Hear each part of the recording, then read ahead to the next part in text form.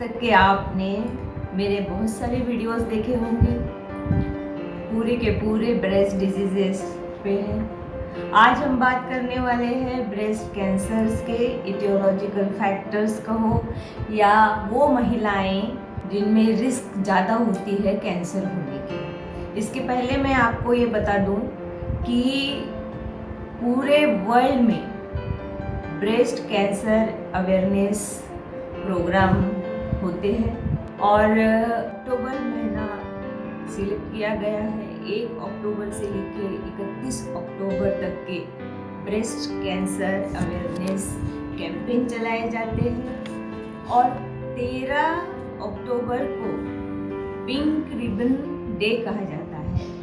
ये pink ribbon symbol है स्तन कैंसर के अवेयरनेस के लिए, जिस दिन सारी सोशल संस्थाएं, बिजनेस ग्रुप्स, गवर्नमेंट सब जन मिलके ब्रेस्ट कैंसर के जो कारण हैं वो कारण को उनको डील करने की कोशिश के बारे में विचार विनिमय करते हैं। तो एक बहुत बड़ा कैंपेनिंग, एक बहुत बड़ा जन जागृति पर कार्यक्रम ये महीने में कैंसर ब्रेस्ट यानी स्तन कैंसर के लिए किए जाते हैं। आज हम बात करने जा रहे हैं वो कौन सी महिलाएं हैं जिनमें कैंसर होने की संभावनाएं ज़्यादा है। जब हम इसके ऊपर चर्चा करेंगे, बात करेंगे, तभी हम इसको नील करने की पूरी कोशिश कर सकते हैं, क्योंकि हम लोग अर्ली डिटेक्शन कर सकते हैं। प्राथमिक अवस्था में ब्रेस्ट कैंसर को हम लोग निदान कर सकते हैं। और मेरे बिल्कुल पहले वीडियो में मैंने आपको बताया है कि खुद के स्तन की जांच खुद कैसे करें, क्योंकि हम अपने स्तन से काफ़ी फैमिलियर रहते हैं। थोड़ा भी बदलाव अगर आता है तो हमें जल्दी ही समझ में आ जाता है। तो चलो बात करते हैं उन महिलाएं की जिनमें कैंसर होने की संभावनाएं हैं।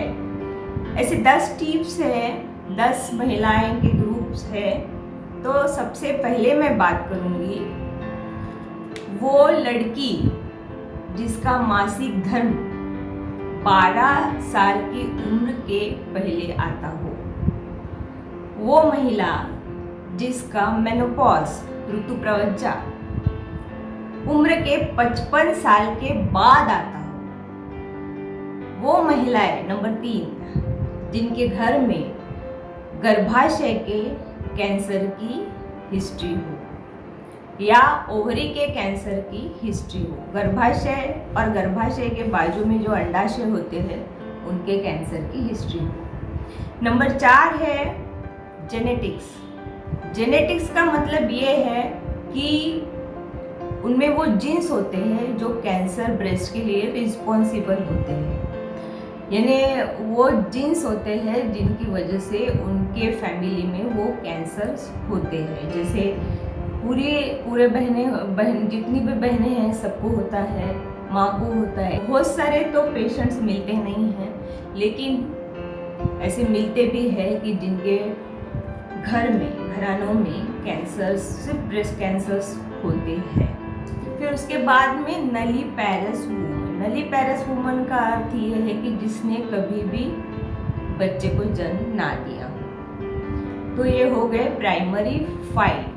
ये जो 5 है, यहाँ पे हम बदलाव तो नहीं ला सकते क्योंकि ये शारीरिक गुणधर्म है, लेकिन हम लोग क्या कर सकते हैं, अर्ली डिटेक्शन यानी प्राथमिक अवस्था में हम इसका निदान अच्छे से कर सकते हैं। बचे हुए 5 ये है ओबेसिटी।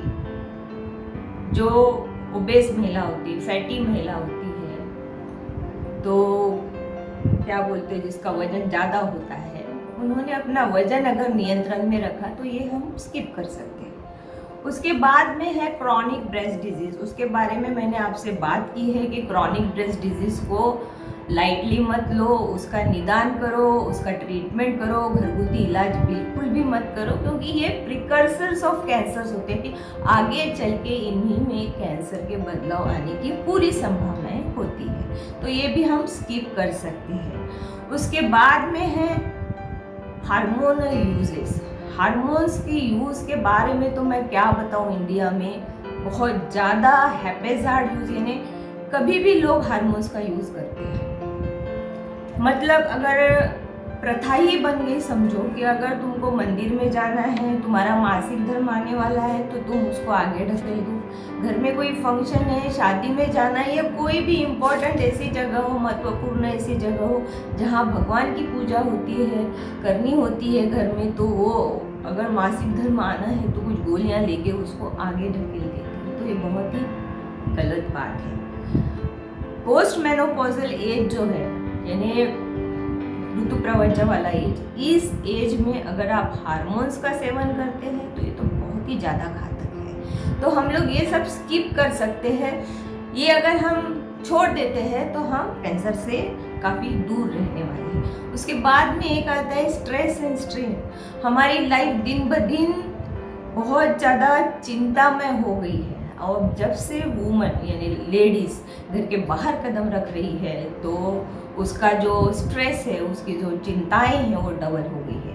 घर की चिंता अलग, बच्चों की चिंता अलग, ऑफिस की चिंता अलग, काम की चिंता अलग, ऊपर के उनके बॉस के टेंशन्स बहुत ही अलग होते हैं। फिर उसके बाद में हम बात करने जा रहे हैं रिपीटेड हिस्ट्रीज ऑफ एबॉर्शंस। बहुत सारे एबॉर्शंस होते हैं। एक महिला जो है उसके अगर रिप्रोडक्टिव यानी जब जनन अवस्था होती है उसकी, उस अवस्था में शायद उसके बच्चे एक हो या दो हो, उन सभी गर्भपात होने के बाद में उनके स्तन में चेंजेस आते हैं, बदलाव आते हैं। जैसे ही प्रेगनेंसी होती है, गर्भावस्था होती है, डिलीवरी के बाद दूध पिलाना एक नैसर्गिक प्रक्रिया है, लेकिन एबॉर्शंस के बाद में ये जो प्रक्रिया है दूध पिलाने की, ये होती नहीं है। और इसके वजह से जो भी बदलाव आ गए हैं स्तन में वो शायद परमानेंट होते हैं, और ये भी एक कारण हो सकता है। मेरी इतनी दिन की जो एक्सपीरियंस है, मेरा जो अनुभव है, उससे मैं ये बात कह रही हूँ। तो पहले 5 जो है चीज़ें वो तो हम बदल नहीं सकते, लेकिन लास्ट की जो 5 चीज़ें हैं जो मैंने बताए हैं, जो कारण हैं, वो हम निश्चित रूप से बदल सकते हैं। जैसे अपना वजन नियंत्रण में रखना है, जैसे अपने को स्ट्रेस नहीं लेना है, एक्टिव रहना है, एक्सरसाइज करना है, हार्मोन्स का सेवन नहीं करना है, और एबॉर्शंस ना हो इसकी खबरदारी लेनी है, प्रोटेक्शंस यूज़ करना है, और सिर्फ 2 ही बच्चे अगर करने हैं तो सिर्फ 2 ही बार प्रेग्नेंट रहिए। ऐसा ना हो कि बार बार आपको अबॉर्शंस भी करने की ज़रूरत पड़े, ऐसी नौबत आप न लाएं। तो ये हो गए वो महिलाएं जिनमें कैंसर होने की संभावनाएं होती है, और इन महिलाओं ने खुद के स्तन का खुद एग्जामिनेशन यानी जांच महीना आने के 5वें दिन से लेके 7वें 8वें दिन तक के अच्छे से करना है। तो आपको जो भी बदलाव आए हैं छोटे मोटे, वो आप जल्दी से जल्दी पहचान सकते हैं। और फिर क्या करना है, तुरंत ही डॉक्टर के पास जाना है। डॉक्टर के पास जाने के बाद तो ट्रीटमेंट करेंगे ही आपका। तो आज के लिए हो गया इतना ही। लगता है आपको पसंद आया। बहुत महत्वपूर्ण जानकारी मैंने आपको दी है, आप समझ लो। वीडियो बार बार चेक कर लेना, बार बार याद कर लेना, लाइक जरूर करना, शेयर करना और सब्सक्राइब करना बिल्कुल भी मत भूलना। धन्यवाद।